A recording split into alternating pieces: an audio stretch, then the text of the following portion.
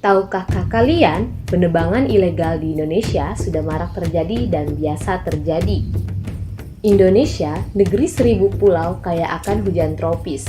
Menurut data KLHK, hutan Indonesia meliputi daratan seluas 125,7 juta hektar atau setara dengan 62,97% dari total luasan daratan Indonesia.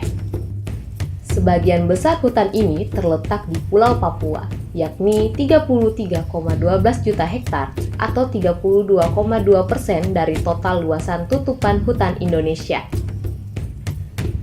Hutan terluas kedua ada di Kalimantan, yakni 31,10 juta hektar atau 30,3%. Dan posisi ketiga ada di Sumatera, seluas 16,1 juta hektar atau 15,6%. Di tengah jantung Nusantara terbentang Pulau Kalimantan yang akan keindahan alamnya. Pulau ini sering disebut sebagai paru-paru dunia karena luasnya. Hutan ini adalah rumah bagi beragam flora dan fauna yang unik, serta menjadi sumber kehidupan bagi jutaan orang. Namun di balik keindahannya, Kalimantan menyimpan luka yang mendalam, yaitu terjadinya deforestasi. Pada awal tahun 2000 sampai 2020, laju deforestasi di Kalimantan meningkat pesat. Pada tahun 2005, tersisa 74 juta hektar hutan atau sebanyak 71%. Dan sekarang hanya tersisa 31,10 juta hektar atau sekitar 30,3%. Kayu-kayu yang ditebang ini dijual secara ilegal dengan menghalalkan berbagai cara untuk mengambil keuntungan dengan merusak hutan. Selain itu juga, faktor-faktor penebangan ilegal digunakan untuk perluasan lahan, pembangunan kebun sawit, pertambangan, pembangunan kebun karet, serta lemahnya penegakan hukum menjadi pemicu utama terjadinya deforestasi. Akibat penebangan liar yang terjadi, Provinsi Kalimantan Timur sendiri mengalami kerugian sebesar 856 miliar per tahunnya. Dampak penebangan ilegal.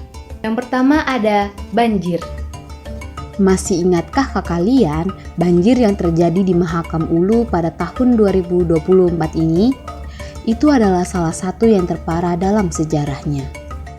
Yang kedua, tanah longsor. Pada berita yang naik, salah satunya adalah jalanan terputus akibat penambangan batu bara di Kaltim. Yang ketiga, emisi pencemaran udara yang meningkat. Penduduk seringkali terpaksa memakai masker untuk melindungi diri dari partikel berbahaya yang terhirup. Kondisi ini tidak hanya mengancam kesehatan fisik, tetapi juga pada kesehatan mental. Yang keempat, ancaman bagi flora dan fauna yang ada. Hutan hujan yang menjadi paru-paru dunia kini terancam. Menurut penelitian menunjukkan bahwa lebih dari 50% habitat alami telah hilang dalam beberapa dekade terakhir, yang mengakibatkan hilangnya spesies endemik dan penurunan keanekaragaman hayati.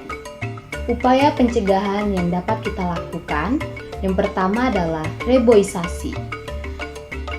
Yang kedua adalah dengan mengurangi penggunaan kertas dan tisu. Selain itu, kita juga bisa menerapkan sistem tebang pilih yang lebih berkelanjutan. Dan yang terakhir adalah memperketat peraturan perundang-undang. Mari kita bersatu untuk menjaga hutan Indonesia. Setiap tindakan kecil kita dapat membuat perbedaan besar untuk masa depan bumi.